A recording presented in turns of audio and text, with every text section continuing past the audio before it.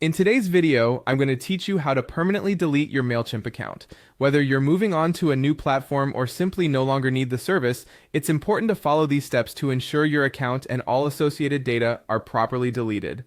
To begin with, make sure you are logged into your Mailchimp account. This is an essential first step, as all account management actions must be performed from within your account.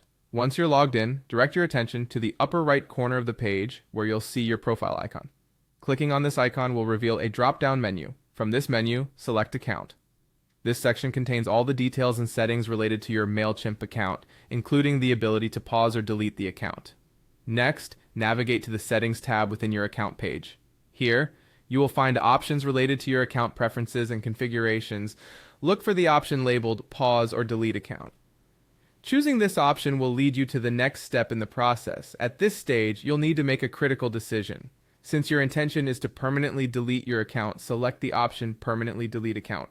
It's important to note that once you confirm this action, all data associated with your account will be irretrievably lost. Therefore, ensure you have backups of any important data you may need in the future before proceeding. Now comes the confirmation stage. Mailchimp takes the deletion of accounts very seriously, and you'll be prompted to confirm your decision. To do this, enter your password to verify your identity. This step acts as a safeguard against accidental deletion or unauthorized access, making sure that it truly is your intention to delete the account. Follow any additional prompts that appear on your screen to finalize the deletion process. Once you complete these steps, your account and all its data will be permanently removed from Mailchimp's servers.